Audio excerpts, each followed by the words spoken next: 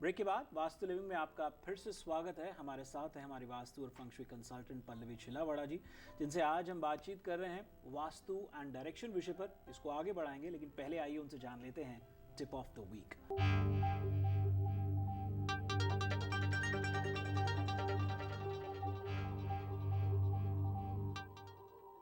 वास्तुशास्त्र में लोग अलग अलग दिशाओं के साथ कुछ सिंबॉलिक चीज़ों को रखने से उसका लाभ उठा सकते हैं।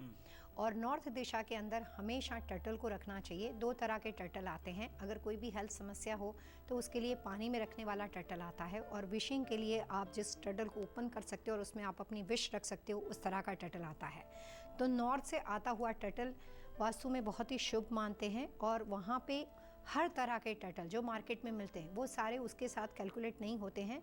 स्पेसिफिक टर्टल होता है जिसके अंदर एक कैलकुलेशन बना हुआ होता है, तो वही फंग शुई का टर्टल आपको फ़ायदा पहुंचाता है। और नॉर्थ से आता हुआ टर्टल लॉन्ग लाइफ और आपकी कई तरह की इच्छाओं को पूरी कर सकता है। चलिए अब आइए पल्लवी जी से समझते हैं कि सब कार्डिनल दिशाएं क्या कुछ संबोधित करती हैं, उनके क्या पॉजिटिव एस्पेक्ट्स हैं और चैलेंजिंग या नेगेटिव एस्पेक्ट्स क्या हैं। शुरुआत पल्लवी जी कौन सी दिशा से करेंगे?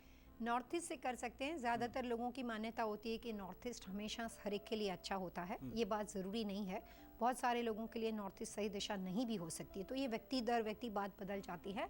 लेकिन वास्तु में नॉर्थ ईस्ट के अंदर बहुत ज़्यादा हैवी सामान, क्लटर वगैरह नहीं रखना चाहिए, और नॉर्थ ईस्ट कट प्रॉपर्टी को कभी भी जहाँ तक हो सके सिलेक्ट नहीं करना चाहिए। नॉर्थ ईस्ट के अंदर कोई भी तरह की टॉयलेट की व्यवस्था हो तो उसको वास्तु में बहुत ही अशुभ माना जाता है, कि ऐसे घरों का वास्तु ही नहीं देखना चाहिए, क्योंकि घर के मेल पर्सन की हेल्थ के लिए बहुत ही नेगेटिव माना जाता है। तो नॉर्थ ईस्ट के अंदर ज़्यादातर ऐसी व्यवस्था होनी चाहिए जिसमें आपके घर की बालकनी हो सकती है, फैमिली रूम हो सकता है, वहाँ पे कोई भी तरह का फायर एलिमेंट नहीं होना चाहिए, और वाटरफॉल की व्यवस्था आप ज़रूर कर सकते हो। जी, नॉर्थ ईस्ट के बाद अगर हम नॉर्थ वेस्ट पर गौर करें तो नॉर्थ वेस्ट जो है उसका एलिमेंट सॉफ्ट मेटल माना जाता है। तो वहाँ पे गोल्ड और सिल्वर के बने हुए कॉइन्स या उस तरह के कोई भी तरह के ऑब्जेक्ट को आप रख सकते हो, डेकोर प्रोडक्ट को रख सकते हो। मेटल डेकोरेशन नॉर्थ वेस्ट में रखने से घर के अंदर आमतौर पे फीमेल हमेशा खुश रहती है। जिन लोगों के घर में अगर पत्नी किसी भी वजह से उनकी वाइफ उनसे अपसेट चलती हो तो उनको नॉर्थ वेस्ट को इम्प्रूव करने से अच्छे रिलेशनशिप बनाने के चांसेस है। लेकिन ये बात मदर के लिए, सिस्टर के लिए, हर तरह के रिलेशनशिप के लिए हो सकती है।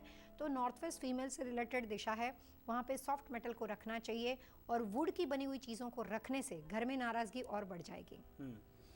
साउथ ईस्ट को समझते हैं। साउथ ईस्ट क्या कहती है? साउथ ईस्ट घर के अंदर ज़्यादातर घर की डॉटर से रिलेटेड दिशा को माना जाता है, और काम करने वाले इंसान का राइट हैंड माना जाता है। साउथ ईस्ट जो है वो आपके करियर के लिए बहुत ही पावरफुल होता है, और अग्नि कॉर्नर यानी कि साउथ ईस्ट कॉर्नर के अंदर फायर एलिमेंट को रखने से उस घर में फाइनेंशियल प्रॉस्पेरिटी बढ़ती है। साउथ ईस्ट आदमी को ज्वेलरी, धन के अलावा भी जो प्रॉस्पेरिटी बोलते हैं उसकी और संबोधित दिशा है, और अच्छी हेल्थ के लिए साउथ ईस्ट बहुत ही अच्छा माना जाता है। ज़्यादातर फीमेल से रिलेटेड दिशा है। वहाँ पे वाटर एलिमेंट को रखने से डिस्ट्रक्टिव साइकिल क्रिएट होती है। साउथ वेस्ट को समझे तो घर का जो साउथ वेस्ट कॉर्नर होता है वो स्टेबिलिटी की निशानी मानी जाती है, और घर के मेल पर्सन, घर का मुखिया और घर का जो ब्रेड विनर होता है उसके लिए साउथ वेस्ट सीधा कनेक्टेड होता है। तो घर के ब्रेड विनर के लिए साउथ वेस्ट के अंदर स्टेबिलिटी रखने के लिए कोशिश करनी चाहिए कि वहाँ पे ज़्यादा से ज़्यादा हैवी स्टोन की बनी हुई चीज़ों को रखें। कोई भी तरह की लेदर से रिलेटेड चीज़, वेपन या कोई भी 6 इंच से छोटी चीज़ों को साउथ वेस्ट में नहीं रखना चाहिए, नहीं तो वो आपके करियर में, पर्सनल रिलेशनशिप में, मैरिज लाइफ के अंदर बहुत बड़ा तूफान वहाँ से खड़ा हो सकता है। तो आदमी की पर्सनल और बिजनेस दोनों स्टेबिलिटी के लिए साउथ वेस्ट उसको हेल्पफुल है।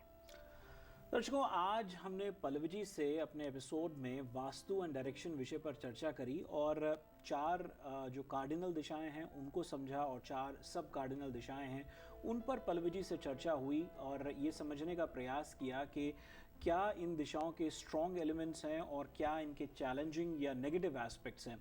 लेकिन बात इन 8 दिशाओं पर ही सीमित नहीं रहती।